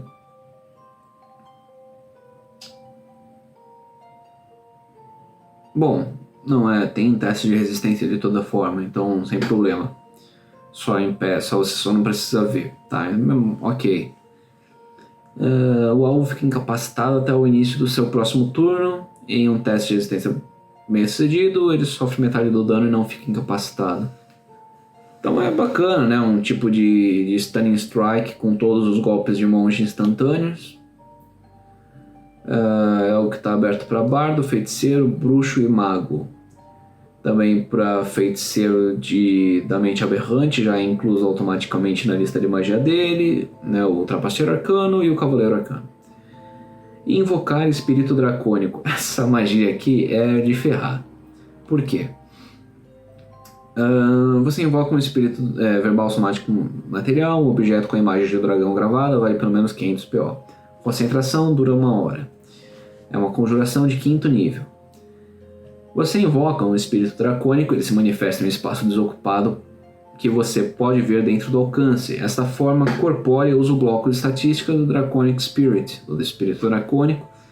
Ao lançar esse feitiço, escolha uma família de dragões, cromático de elmo metálico. A criatura se assemelha a um dragão da família escolhida, o que determina certas características em seu bloco de estatística. A criatura desaparece quando cai a 0 pontos de vida ou quando o feitiço termina. A criatura é uma aliada para você e seus companheiros. Em combate, a criatura compartilha sua contagem de iniciativa, mas realiza seu turno imediatamente após o seu. Ele obedece a seus comandos verbais, nenhuma ação exigida da sua parte. Se você não emitir nenhuma executação de esquiva e usa seu movimento para evitar o perigo. Em níveis superiores, isso muda algumas estatísticas do dragão. Essa magia é ridícula, porque não, eu esqueci de colocar, mas enfim, são a mesma coisa de druida tem acesso, também mago e feiticeiro, e além, né, das subclasses de sempre. E basicamente, em termos de pontos de vida, tem os mesmos pontos de vida que o seu dragão teria ao ser conjurado com um quinto nível, um espaço de magia de quinto nível. Por quê? Para você ter acesso ao espaço de magia de quinto nível, você precisa ter no mínimo, né, nível 9. Então, um Ranger nível 9, o companheiro Drake teria a mesma vida que esse espírito dracônico teria, que seria de 50 pontos. Que é 5 mais 5 vezes o nível do Ranger, que seria 9. Então 5 mais 5 vezes 9, 5 mais 45, 50. É o mesmo número de pontos de vida que esse espírito dracônico tem. Só que o espírito dracônico tem uma classe de armadura que é simplesmente maior, é uns 2 pontos maior. Além disso, o dano, o espírito dracônico tem no mínimo 2 ataques, com um dano maior do que o companheiro Drake. Então, ao mesmo tempo que eles tornaram finalmente o Ranger um pouco mais único, uma coisa só dele, o companheiro bacaninha, apesar de que eu acho o Ranger uma classe falida no sentido de que esses companheiros deviam surgir no primeiro nível. Eles tinham conseguido fazer algo bacana e agora eles entregaram para as outras classes também fazerem. Ou seja, tornou de novo o Ranger continua sendo obsoleto. Você consegue fazer um druida muito melhor do que o Ranger. Que mais? Escudo de platina de Fizban. Fizban parece um moderador meio descuidado, né, de Discord ou de Facebook. Ele fez um ban ali sem querer, mas enfim. Escudo de platina de Fizban. Abjuração de 6º nível. Uma ação bônus. Alcance de 20 metros. Verbal somático material. Uma escama de dragão banhada em platina, valendo pelo menos 500 PO. Concentração até 1 minuto. Você cria um campo de luz prateada que circunda uma criatura da sua escolha dentro do alcance. Você pode escolher a si mesmo. O campo emite uma luz fraca até 5 pés, enquanto cercada pelo campo a criatura ganha os seguintes benefícios. Cobertura, ela tem meia cobertura, o que dá mais 2 na CA. Resistência a danos, a criatura tem resistência a danos de ácido, frio, fogo, raio e veneno, ou seja, os tipos cromáticos, faz sentido. Porque Fizban é um mago que na verdade é uma forma do dragão Platina Bahamut, então, ou a manifestação dele no mundo de Dragonlance. E ele tem muito essa questão de criar campos de força que protegem. E vai proteger contra os dragões cromáticos, obviamente, né, que são os que dão esses tipos de dano. E ela também recebe o benefício evasão, se a criatura é submetida a um efeito que permite que ela faça um teste de resistência e de destreza para receber apenas metade do dano. A criatura, em vez disso, não sofre dano se tiver sucesso no teste de resistência, apenas metade do dano se falhar. Como uma ação bônus nos turnos subsequentes, você pode mover o campo para outra criatura dentro de 20 metros do campo. É acessível para magos e feiticeiros, como de costume. Também para clérigos do domínio da arcana, do arcanismo, o que é diferente. Para ladinos, trapaceiro arcano, creio que não faz mal permitir, mas ao mesmo tempo para ele não é tão útil, porque se ele colocar nele mesmo, ele já tem evasão como uma habilidade de classe. E tem aqui o Cavaleiro Arcano, como de costume. Essa aqui, Transformação Dracônica, é a última magia que vai ter aqui das magias dracônicas. Uma magia de transmutação de 7º nível. O tempo de conjuração é de uma ação bônus, ou seja, você ainda vai ter suas ações para fazer os seus ataques. Tem uma outra magia que é a forma aterradora de Tenser, ou uma coisa assim, que também é bem prática para combate. Essa aqui eu acho que é até nem tão boa quanto, para ser bastante sincero. Componente verbal, somático e material. Uma estatueta de dragão valendo pelo menos 500 peças de ouro, concentração até 1 minuto. Com o rugido, você utiliza a magia dos dragões para se transformar, assumindo características dracônicas. Você ganha os seguintes benefícios até o fim do feitiço, da magia. Visão às cegas, você tem visão às cegas dentro de um alcance de 9 metros. De novo, para draconatos isso acaba sendo menos relevante, especialmente se eles tiverem os benefícios dracônicos, os talentos dracônicos e tudo mais. Dentro dessa faixa você pode ver as criaturas até com cobertura total, blá blá blá blá blá, mesmo se tiver escuridão total ou cego. A não ser que a criatura consiga se esconder, né? Se a pessoa faz um teste de furtividade, não importa se você tecnicamente pode ver, ela está escondida. Isso é meio... eu uso geralmente para ilustrar aquela metáfora, por exemplo, aqueles testes. Encontre o gato escondido nessa imagem. Você pode ver o gato, mas ele está escondido, né? Então mesmo você podendo ver, você não consegue. Arma de sopro. Ao lançar essa magia e com uma ação bônus nos turnos subsequentes durante a duração, você pode exalar uma energia cintilante, um cone de 18 metros. Cada criatura naquela área deve fazer um teste de resistência de destreza, uma salvaguarda de destreza, recebendo 6d8 de dano de força em um teste falho, ou metade do dano em um teste bem sucedido. Eu não vejo por que fazer isso como dano de força, né? Afinal de contas, se é para ser uma forma dracônica. E asas incorpóreas. Pelo menos dessa vez é uma magia, então tudo bem, eu aceito. Proporcionando uma velocidade de voo de 18 metros. Bacana, uma velocidade grande. São 60 pés os 18 metros.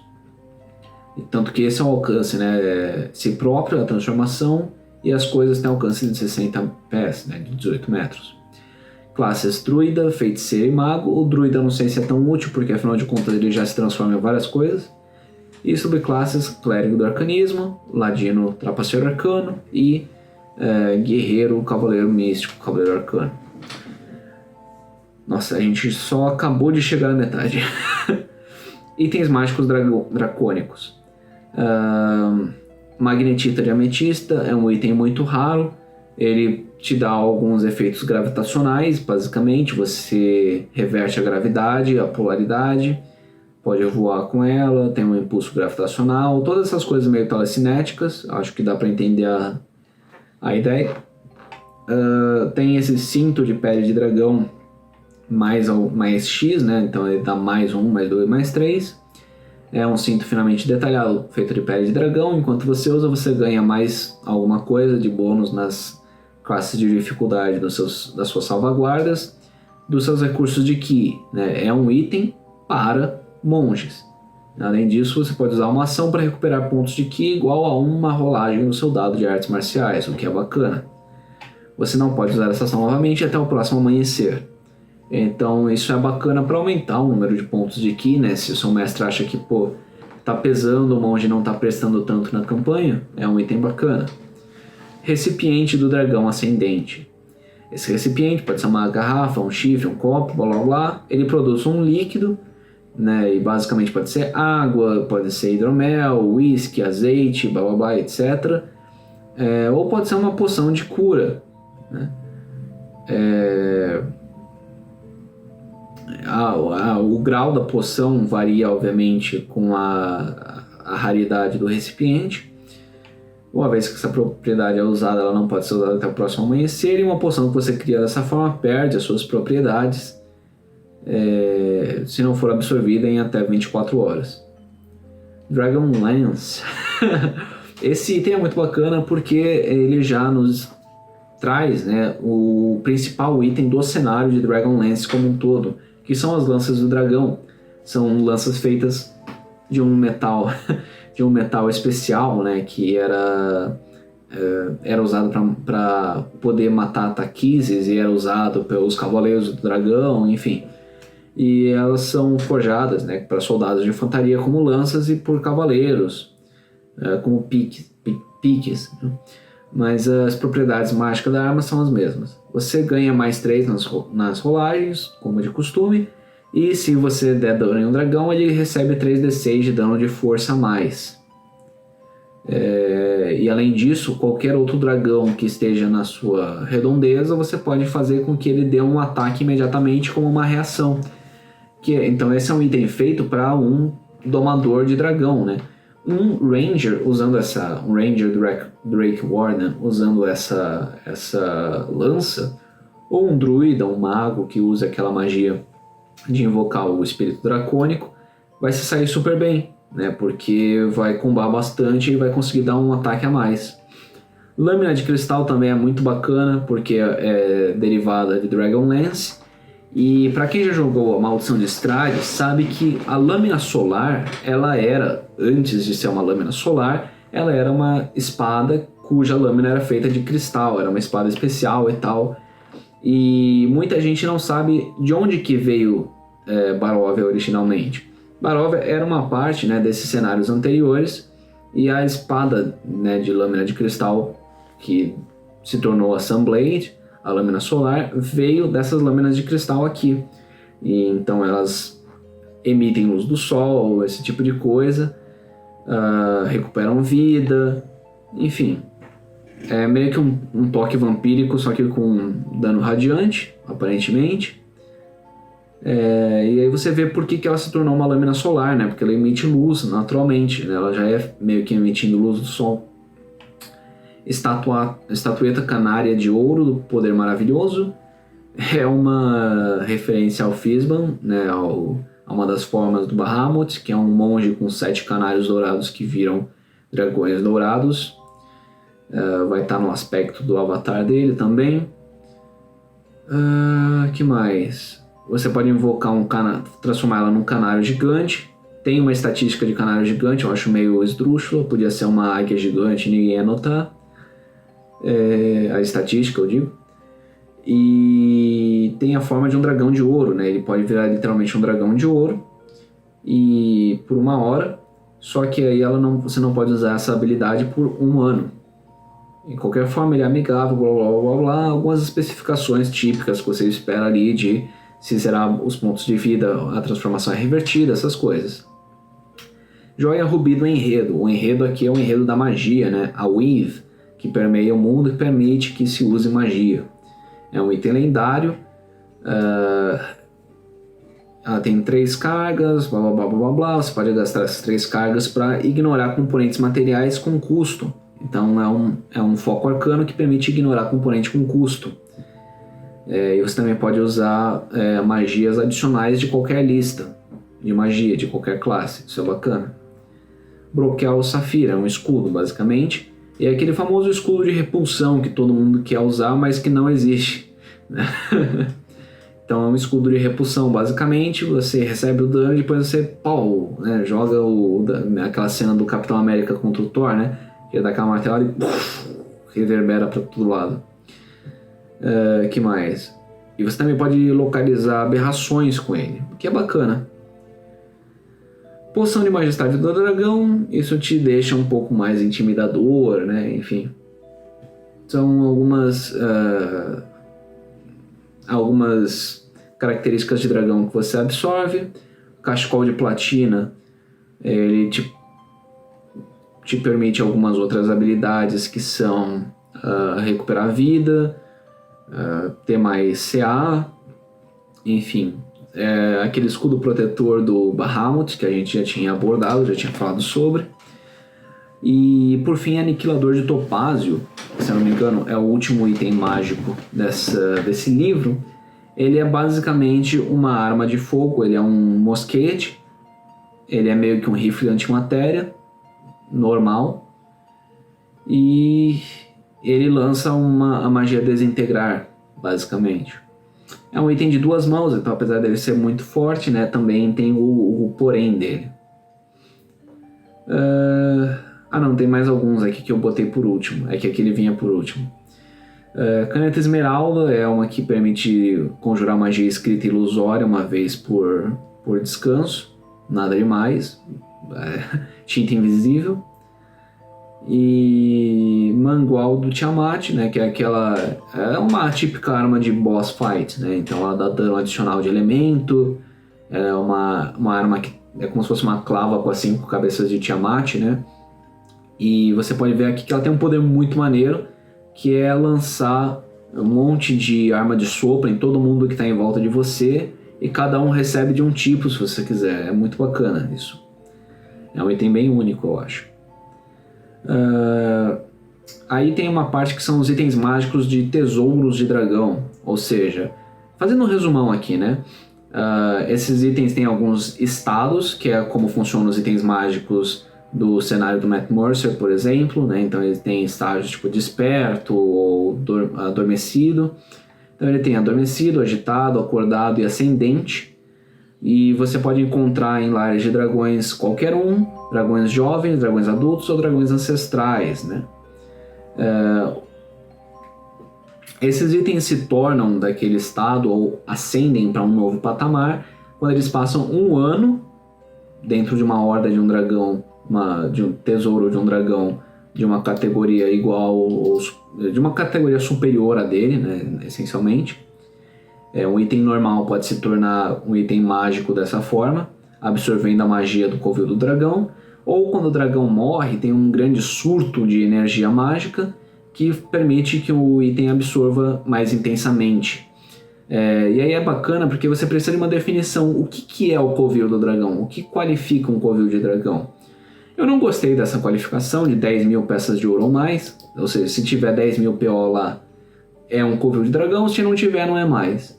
Eu acho que isso é meio esdrúxulo porque, enfim, você vai ficar indo lá para caçar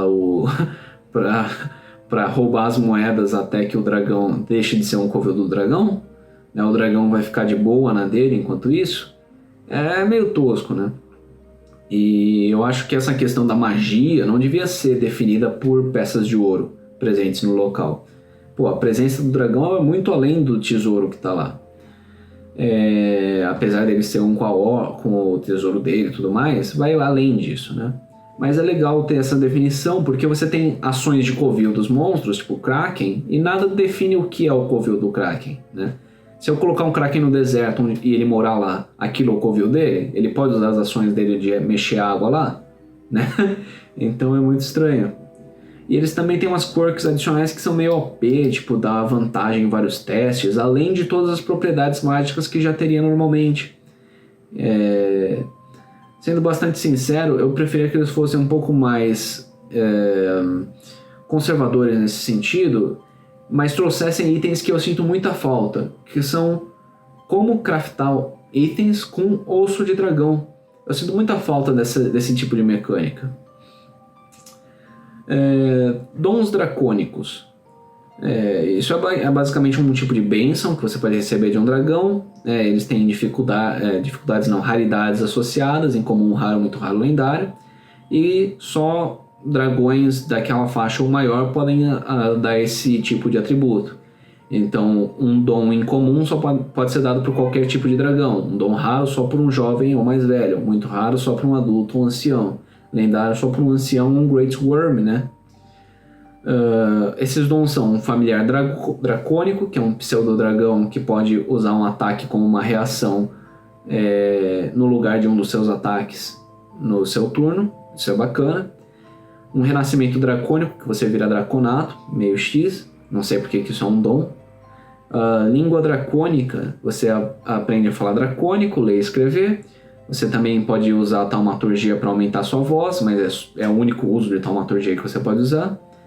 E você tem vantagem em persuasão. Sentidos dracônicos é raro. Você tem visão às cegas, até 3 metros, e sentidos aguçados. O que dá vantagem, né, em percepção, uma característica que monstros têm geralmente. E isso é algo que pisa nos calos, por exemplo, é algo que um monge dracônico do dragão ascendente provavelmente receberia, só que se torna inócuo para ele, porque ele já vai ter essa habilidade no nível tipo 17. Eco de Dracovisão. Dracovisão é um conceito que eles introduziram nesse livro, em que o dragão ele pode ver através do multiverso as outras versões dele em outros universos e se comunicar com eles. E você recebe uma forma menor disso, né? É um dom muito raro, né? Mas que te deixa contatar outro plano, usar a magia de contatar outro plano, só que para falar com um dragão de uma outra versão do mundo em outro universo. Então você pode estar em Eberron, falar com um dragão que é um eco do dragão que te deu esse poder, e em Faerun, ou então em Kryn, a presença aterradora, que é usar a presença aterradora como uma ação bônus e com seu modificador de carisma, novamente pisando nos cavos do monge. Alcance psiônico, que é a resistência a dano psíquico e a magia de telecinese. E dureza escamada, né, que é resistência a dano cortante e perfurante. Então, alguns dons lendários, dons dracônicos, bênçãos que os dragões podem te proporcionar, o que é legal, enfim, contribui. Isso aqui eu fiquei muito broxado, que são, eu chamei de masmorras e dragões, né? Mas são os covis dos dragões, porque eles não têm muita personalidade, eu achei. Eles são meio iguais, todos eles são tipo caverna. Tudo bem, eu entendo que a maior parte dos dragões vivem tipo numa caverna qualquer, mas assim, eu gostaria que eles tivessem mais personalidade, não por serem dragões só, mas também por ser um material que eu paguei da Wizards of the Coast, né? Eu queria que eles me dessem um covil de dragão com personalidade. Então, você pode ver, eles são todos tipo, caverninha, caverninha, caverninha, uma sala. Caverninha, caverninha, caverninha, caverninha. Uma sala, uma sala, uma sala, uma sala. Uma grande caverna. Uma passagem entre montanhas, é o mais diferente. Sala, sala, sala, sala, sala, sala, sala, sala, sala, sala, sala. Sala, sala, sala, sala, sala, sala, sala, sala, sala. Caverna, caverna, caverna, caverna, caverna. Então, assim, é tudo muito, muito igualzinho, muito masmorrinha básica. Você consegue, eu vou deixar esse desafio. Pausa o vídeo, tenta descobrir qual desses covis é de qual tipo de dragão. Já descobriu? Aqui eu vou dar as respostas para vocês. Então, o primeiro ali é de ametista, o segundo é um dragão preto, o terceiro é um dragão azul. Até tem um pouco a questão dos raios, foi mais ou menos integrada no covil. O de ametista é ridículo, porque só tem umas formações de rocha aqui, que são para ser ametista. O dragão preto tem essa área meio pantanosa, só que não é no covil em si, que é meio esdrúxulo. Que mais que tem aqui? Latão, cobre e cristal. Então isso aqui é o de latão, mora nessa caverna genérica. O de cobre mora na outra caverna genérica. E o de cristal, por algum motivo, mora nessa passagem aqui. Tem essa ponte de gelo, que eu acho que seria muito bacana se ela fosse parte do covil mesmo e não só a entrada para o covil, porque traria um combate da hora, tipo, pô, daria para o dragão destruir a ponte, e, enfim. O problema que eu tenho com esses mapas é que eles não trazem uma dinâmica muito interessante para o combate. No fim das contas, são só espaços em que você luta. Não tem um obstáculo no meio do caminho, não tem nada demais. É um espaço em que você luta. Não é muito criativo, as coisas não são muito bem integradas ao ambiente que elas estão. Os últimos ali são de esmeralda, dourado e safira. Então isso aqui é um dragão esmeralda, esse aqui é um dragão dourado, isso aqui é um dragão safira. E mal e mal elas representam a personalidade, né, do dragão. Não tem tanto a ver assim com a personalidade. Aqui tem um pouco de salas de visita para hóspedes, a cachoeira. Mas assim, o dragão dourado é para viver num lugar belíssimo, de uma beleza cênica incomparável. Enfim. E aí eu acho que esse aqui foi o que chegou mais perto de ser introduzido de fato no ambiente, porque pelo menos segue a geografia do exterior do lar. Esse aqui meio que só ignora, existe dentro da geografia. Agora existem alguns destaques aqui que eu achei bacana, que foi o lar do dragão verde. Tem um design um pouco diferenciado, que é radial. Tem raízes no meio do ambiente. Tem esse canal que vai por dentro de uma árvore e se aproveita da morfologia do ambiente. Então isso é bacana, sabe? Essa mistura de fato com o ambiente em si. Que se aproveita do ambiente em que está. E enfim. Aí a gente tem alguns destaques negativos também. Esse aqui é o lar do dragão vermelho. como você pode ver, os mapas são de altíssima qualidade, né, em termos técnicos, né, eles são para impressão, mas é bem básico, né. Só que assim, pô, o cara me deu o cenário mais padrão para um dragão vermelho possível, né, uma cavernona, tem um corredorzinho de um salão, e aí tem uma grande monte de lava. Ou seja, não tem nada de muito criativo nisso aqui. É tudo bem plano, bem... sei lá. O dragão prata também. É grandioso o cenário em si, mas o lar não tem nada de especial. É espaço aberto, espaço aberto, espaço aberto, espaço aberto. Não tem, tem nada demais aqui, né? Também não é nada prático, mas enfim. Que mais? Esse aqui também, porra, uma baita caverna clichê do caramba, olha, literalmente é um túnel com uma caverna, sabe? Ah, tem uma falésia aqui, dane-se, né? Enfim, aqui a gente entra na parte que era uma parte que estava sendo muito esperada, que é a parte dos monstros mais notáveis, então o aspecto de Tiamat. O que mudou nela? Eles deram uma aumentada nos pontos de vida, se eu não me engano, em alguns dos atributos, e deram para ela algumas habilidades adicionais. Então usaram a mecânica dos monstros míticos, né, da Odisseia de Teros. Então quando ela cai a 0 pontos de vida, ela pode ressurgir com a vida cheia, basicamente.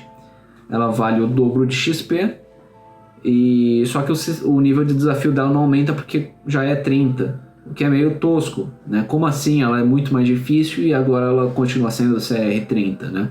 LD30. Não faz sentido. Mostra que uma das duas avaliações estava bem fora da curva.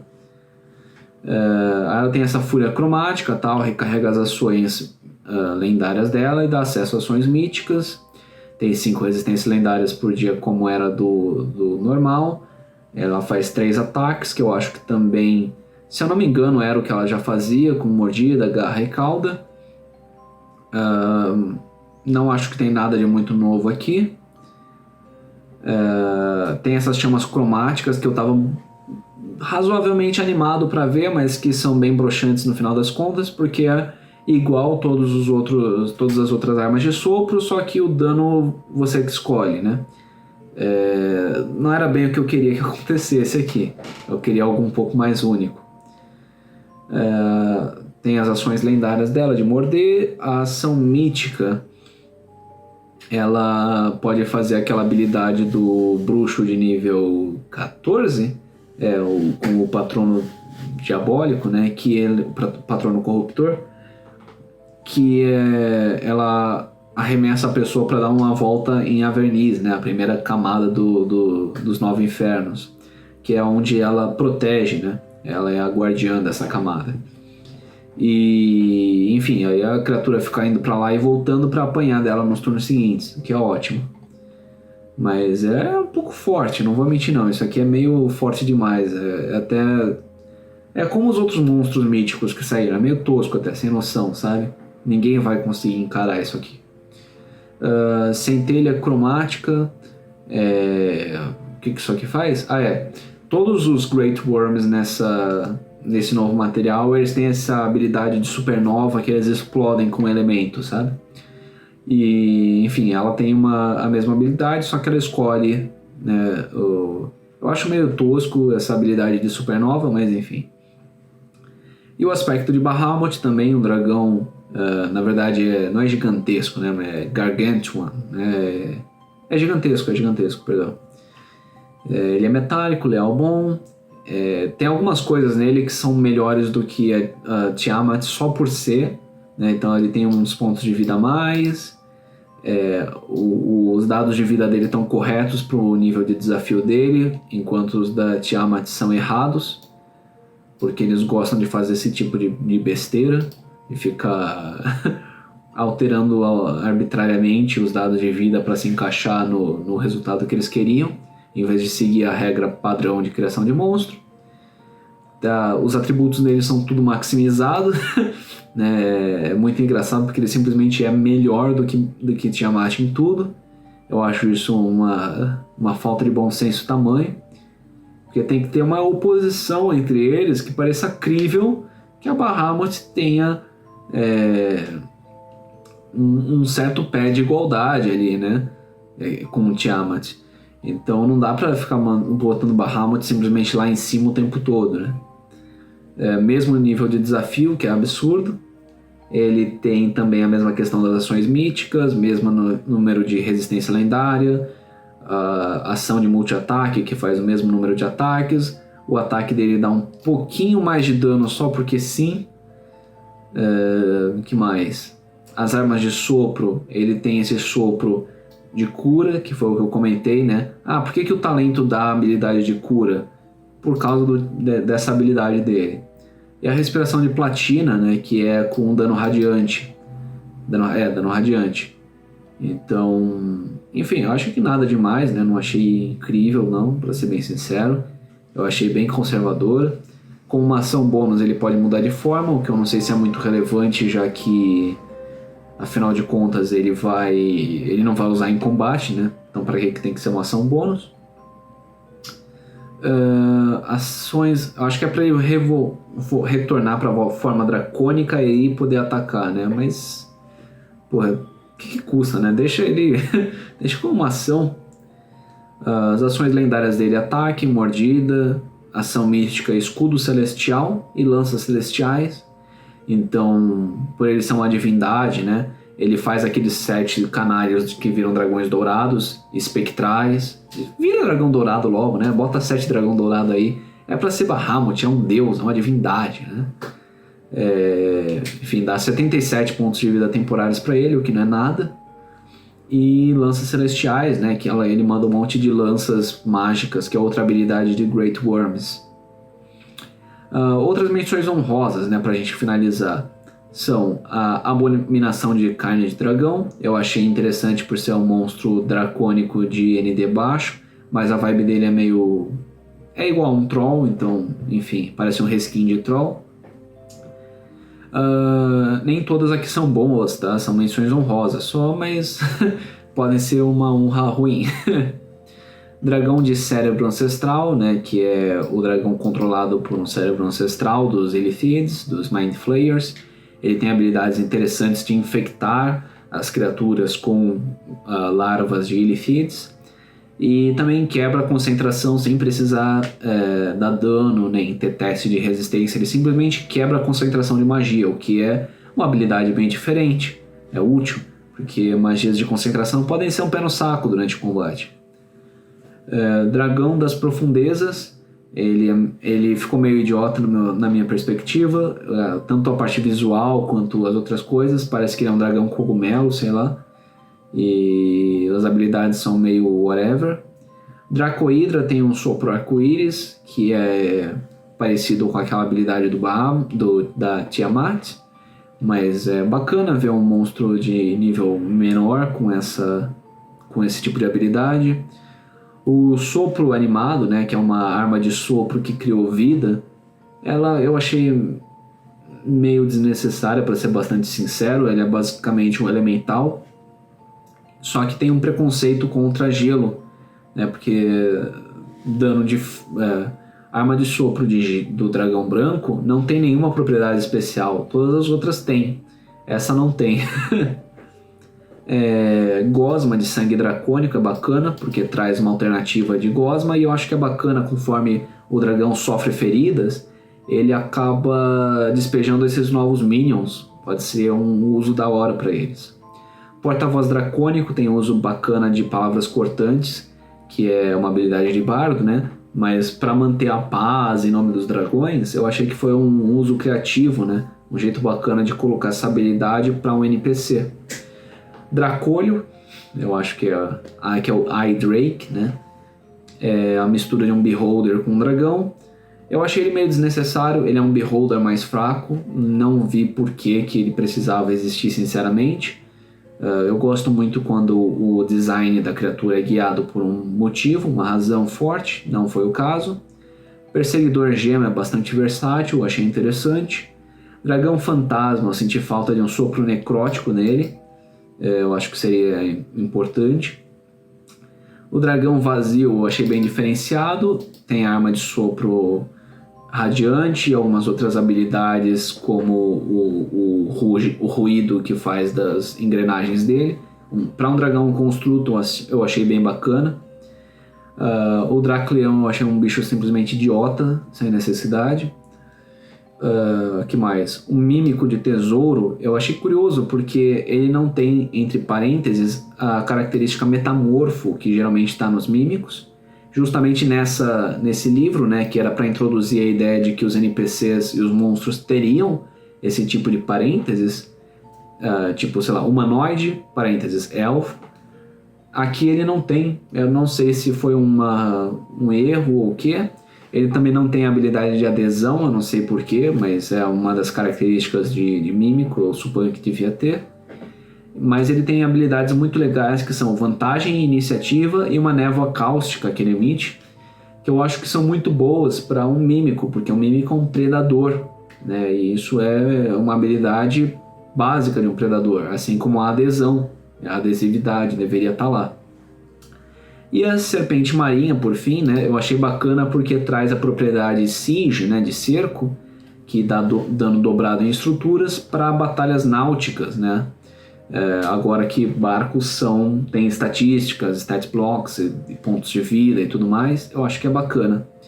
Então esses são os meus pareceres, os pareceres aqui da Trova sobre esse material do Fizban.